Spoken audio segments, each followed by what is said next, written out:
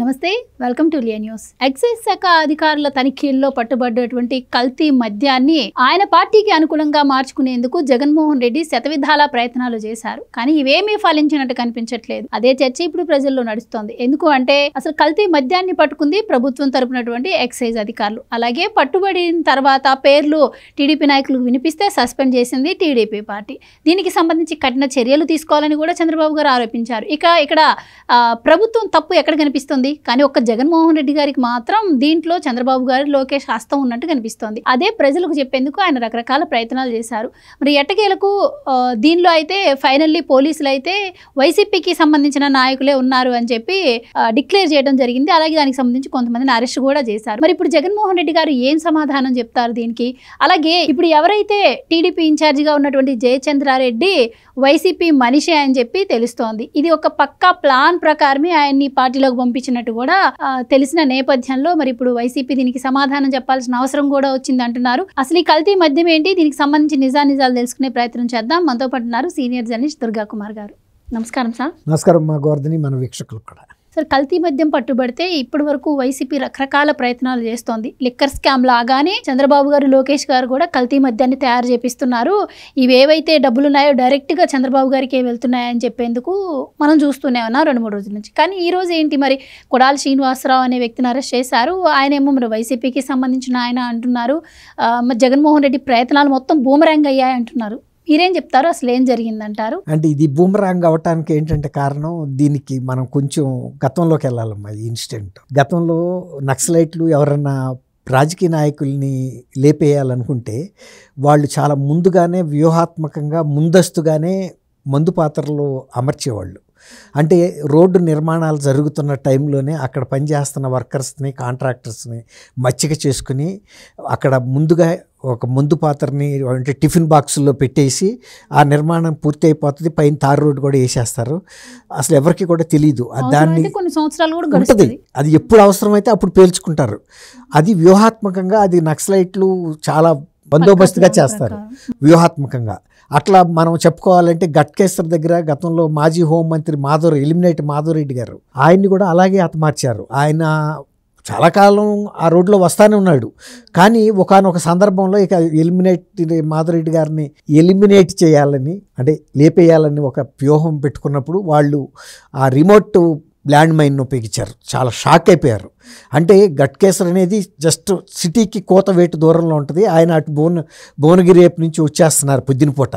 ఎవరు ఊహించని స్థాయిలో జరిగింది.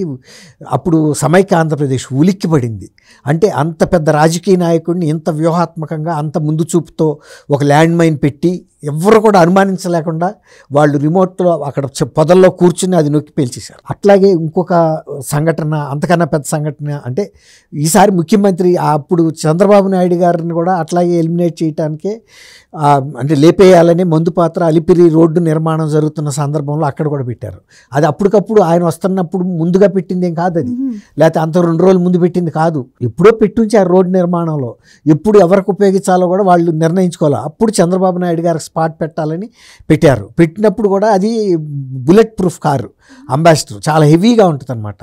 అది పేలితే 20 అడుగులు 25 అడుగులు ఎత్తు ఎగిరి కింద పడిన తర్వాత ఆయనకి చాలా పెద్ద గాయాలైన రక్త గాయాలు. ఆయన కాబట్టి బతికాడు. కానీ అంత ధైర్యం, అసలు షాక్కే చనిపోతారు. ఆ మోతకి సౌండ్కి చనిపోతారు. అంత షాక్. ఆయన తేరుకుని వెంటనే అక్కడ ఇతర సెక్యూరిటీ వాళ్ళు కూడా పడిపోతే వాళ్ళందరినీ వేరే కారులో ఎక్కించి పంపించే ఆయనే ఆర్గనైజ్ చేసాడు. అట్లాంటి ప్లానింగ్ ఉంటుంది వాళ్ళ దగ్గర. ఆ నిపుణత ఇప్పుడు రాజకీయ పార్టీలు కూడా దాన్ని ఉపయోగించుకుంటాయని ఈ సంఘటన ద్వారా రాజకీయ వర్గాల్లో చర్చ నడుస్తుంది. మీరంటే ఎలా, ఇది రాజకీయాల్లో ఎలా ఉపయోగించుకుంటున్నారని మీరు అంటున్నారు? ఈ మద్యం, కల్తీ మద్యానికి మీరు చెప్పిన దానికి సంబంధం ఇప్పుడు ఎవరైతే ఈ కల్తీ మద్యంలో కింగ్ పిన్ అని చెబుతున్నారో ఆయన ఒకప్పుడు పెద్దిరెడ్డి రామచంద్రారెడ్డి గారి కుటుంబానికి ప్రధాన అనుచరుడు, వాళ్ళకి అనుయాయుడు, అంతరంగికుడు, హితోపలాక్షి. ఆయనని పార్టీ ఎలక్షన్ ముందు వైఎస్ఆర్సీపీ నుంచి టీడీపీలోకి పంపించారు. టీడీపీలోకి పంపటం ఏంటి, ఒక రకంగా ఆయన్ని అక్కడ సీటు తెచ్చుకుని తంబళ్ళపల్లిలో ద్వారకానాథ్ రెడ్డి వాళ్ళ తమ్ముడు పోటీ చేస్తుంటే ఇంకెవరన్నా గట్టి అభ్యర్థి అయితే మళ్ళీ ద్వారకానాథ్ రెడ్డి గెలవడేమో, ఇతన్ని కనుక అక్కడ అభ్యర్థిగా పెట్టి ఈయన అసలు డమ్మీ అభ్యర్థిలాగా పనిచేశాడు అంటున్నారు. నిజంగా అతన్ని ఓడించాలన్న నిశ్చయంతో కూడా, అంటే ఒక దృఢమైన నిర్ణయంతో కూడా చేయలేదు. ఒక రకంగా ఆయన గెలుపుకు కూడా సహకరించాడని ఇప్పుడు బయటకు వస్తుంది. తర్వాత ఈ కల్తీ సారా కుంభకోణంలో ఆయన్ని ముందు పెట్టి ఈ నిందని కూటమి ప్రభుత్వం మీద, తెలుగుదేశం మీద వేయటానికి కూడా వాళ్ళు ప్రయత్నం చేస్తున్నారు అనేది, ఆ విధంగా ఇది ఒక కోవర్ట్ ఆపరేషన్ అని చెప్తున్నారు. అంటే ఇలాంటి కోవర్ట్లు ఈయన ఒక్కడేనా, ఇంకా ఎక్కడన్నా ఉన్నారా అంటే కరుణాకర్ రెడ్డి గారే చెబుతున్నాడు, నాకు సంబంధించిన కోవర్ట్లు టీటీడీలో 2000 మంది దాకా ఉన్నారని కూడా ఆయనే స్వయంగా చెప్పాడు. నాకు ఈ సమాచారం అంతా ఎట్టా వస్తుందంటే గోశాలలో గోవులు చనిపోకముందే కూడా ఎక్కువ చనిపోయిందని కూడా చెప్పాడు. ఒక 3-4 చనిపోతే కాదు 100 గోవులు చనిపోయినాయి అని కూడా ప్రచారం చేశాడు. అది మీకెట్టా తెలుసు అంటే నాకు కోవట్లు ఉన్నారు, నా గూఢచారులు ఉన్నారని చెప్పాడు. ఇంకా లేటెస్ట్గా ఏంటంటే ఆయన ఇంకొక విషయం పేల్చాడు. కోయంబత్తూరులో ఒక ఇన్ఫ్రా కంపెనీ, అంటే ఒక రియల్ ఎస్టేట్ కంపెనీ, ఆ కంపెనీ వాళ్ళు వాళ్ళ ప్రాంగణంలో తిరుమల తిరుపతి దేవస్థానం వాళ్ళకి మేము స్థలం ఇస్తాము, మీరు గుడి కట్టండి అని ఒక ప్రపోజల్ పెట్టారని, ఆ తిరుపతి పాలక మండలి రేపు 24వ తారీఖున సమావేశం అవుతుందని, ఆ సమావేశంలో ఈ ప్రస్తావన వస్తుందని, వాళ్ళు చంద్రబాబు నాయుడు గారికి కావాల్సిన కంపెనీ అని చెబుతున్నాడు. మీకు ఎలా తెలుసు అంటే నాకు లోపల నుంచి ఇన్ఫర్మేషన్ ఉందని చెబుతున్నాడు. ఈ రకంగా ఏ వ్యవస్థల్లో, ఏ సంస్థల్లో, ఏ ప్రాంతాల్లో ఈ తెలుగుదేశంలోకి కానీ లేకపోతే తెలుగుదేశం మిత్రపక్షాలైన జనసేన, బీజేపీల్లో కూడా ఇలాంటి కోవర్ట్ ఆపరేషన్లు చేయటానికి ముందుగానే వాళ్ళు మనుషులను పంపారనే ప్రచారం వాళ్ళ రాజకీయ వర్గాల్లో జరుగుతుంది. ఎందుకంటే ఇది ఒక కుటీర పరిశ్రమగా మొదలుపెట్టారు, ఏది ఇప్పుడు కల్తీ సారా అనేది. కానీ ఫార్ములా కానీ, ఆ తయారు చేసే విధానం కానీ, గతంలో వైఎస్ఆర్సీపీ తమకి అనుయాయులకు చెందిన డిస్టిలరీల్లో ఎలాంటి స్పిరిట్ని అయితే వాడారో, ఎలాంటి కలర్స్ అండ్ ఫ్లేవర్స్ వాడారో అదే వాడారు. తర్వాత చీప్ లిక్కర్లో 3 బ్రాండ్లు, మంజీరా, ఫార్మర్ కమాండర్ ఒకటి, తర్వాత ఇంకోటి ఏదో క్లౌడ్ 8 అనుకుంటా. ఈ 3 చీప్ లిక్కర్లో బాగా అత్యధికంగా అమ్ముడవుతున్న బ్రాండ్లు అంట. చీప్ లిక్కర్లో 3 అత్యధికంగా అమ్ముడవుతున్నాయి కాబట్టి ఆ 3 బ్రాండ్లు లేబుల్స్ వేసి వీటికి బయటకు వదిలారు. బయటకు వదిలి వీళ్ళు ఒకసారి కొంతమంది, అంటే కొన్ని షాపుల్లో వాళ్ళని కన్సల్ట్ చేశారంట, మేము మీకు తక్కువ రేట్కి ఇస్తాము గవర్నమెంట్ కన్నా, మీరు అమ్మని. కానీ ఇది గతంలో కల్తీ మద్యం వైఎస్ఆర్సీపీ ప్రభుత్వంలో తయారు చేశారు కాబట్టి అదే ఫార్ములా ప్రకారం తయారు చేస్తున్నారు. జంగారెడ్డిగూడెం కొన్ని ప్రాంతాల్లో అవి తాగి కొంతమంది చచ్చిపోయారు. అవును, కానీ ఇప్పుడు వీళ్ళు కల్తీ మద్యం వల్ల చనిపోయారు అని చెప్పి వైసీపీ వాళ్ళు అంటున్నారు. లేదు, ఇది వాళ్ళు అమ్ముతామని వాళ్ళ దగ్గరికి కొన్ని వైన్ షాపుల దగ్గరికి అప్రోచ్ అయ్యారంట వీళ్ళు. తక్కువ రేట్కి ఇస్తాము, దానికన్నా మీకు ఎక్కువ మార్జిన్ మిగులుతుంది, అమ్మండి అని. గతంలో అట్లాంటివి జరిగినాయి. అది గనక జరిగితే మేము జైళ్ళకి పాలు అవ్వాల్సి వస్తుంది, మా లైసెన్సులు రద్దు అవుతాయి. లైసెన్సులు రద్దు అవటం కాదు, జైలు పాలు అవ్వాల్సి వస్తుంది. అందువల్ల వాళ్ళు తిరస్కరించారని చెబుతున్నారు కొంతమంది. జగన్మోహన్ రెడ్డి గారేమో అంటే ప్రతి 4 మద్యం బాటిల్లో ఒకటి కల్తీది ఉంది, ఆల్రెడీ షాప్స్కి డిస్ట్రిబ్యూట్ చేశారు, ఇదంతా కూడా మంత్రి రాంప్రసాద్ రెడ్డి గారి ఆధ్వర్యంలోనే ఆయనే బాధ్యత వహించాడు వీటన్నిటికీ అని చెప్పి జగన్మోహన్ రెడ్డి గారు అంటున్నారు. ఇది ఎక్కడ నియోజకవర్గంలో జరిగింది? ఇది తంబళపల్లి. అసలు పల్లెలో ములకల చెరువు అనేది ఒక పల్లె. ఆ పల్లెలో ఒక కుటీర పరిశ్రమలాగా పెట్టినా కూడా ఇక్కడికి రకరకాల వాహనాలు రావటం, వాటిని తీసుకెళ్ళటం, ఇది జరగటం ప్రతి వాళ్ళకి తెలిసిపోద్ది కదా. అక్కడ రాజకీయంగా ఇవాళ ఎవరైతే అధికారంలో అక్కడ ఉన్నారో ఆ నాయకత్వంలో వాళ్ళ అండాదండా లేకుండా అసలు అక్కడ పెట్టలేరు. కాబట్టి అక్కడే అర్థమవుతుంది పెద్దిరెడ్డి రామచంద్రారెడ్డి కుటుంబీకుల అండాదండ అక్కడ ఉంది. ఇప్పుడు జయచంద్రారెడ్డి పేరు ఉపయోగించుకున్నారు, ఆయన కూడా ఉండొచ్చు, ఎందుకంటే గతంలో వాళ్ళతో కలిసి పనిచేసిన వ్యక్తి. వీళ్ళు జరిగినంత కాలం వస్తే లాభాలు వస్తాయి, లేకపోతే కనుక జయచంద్రారెడ్డి టీడీపీ మనిషి కాబట్టి ఆ పార్టీ బ్లేమ్ దాళ్ళ మీద నిందేస్తే అయిపోద్ది అనేది ఆ ఉద్దేశంతోనే పంపారు. ఒక రకంగానేమో మొన్న ద్వారకానాథ్ రెడ్డి ఈజీగా ఎలక్ట్ అవడానికి సహకరించాడని, రెండోదేమో ఇలాంటి అపనింద తీసుకొచ్చేటువంటి పనులు, చట్ట వ్యతిరేకమైన పనులు చేయించి పార్టీని ఇరకాటంలో పెట్టడానికి ముందస్తుగా పెట్టారు. ఇందాక నేను చెప్పాను చూసారా, గట్కేసర్లో ఎప్పుడో మందు పాత్ర పెట్టి మాధవరెడ్డి గారిని లేపారని. అట్లాగే వీళ్ళు ఇవాళ రైట్ టైం, ఎందుకంటే కూటమి ప్రభుత్వం అన్ని హామీలు నెరవేర్చుకుంటా ముందుకెళ్ళిపోతుంది, ప్రజల్లో మంచి పేరు వచ్చింది. లేటెస్ట్ గా వైఎస్ఆర్సీపీ వాళ్ళు సర్వే చేసుకుంటే ఎలక్షన్ ముందు జగన్మోహన్ రెడ్డి గారి పార్టీ మీద ఎంత వ్యతిరేకత ఉందో 15-16 నెలల తర్వాత కూడా అంతా ఉందనేది వచ్చింది.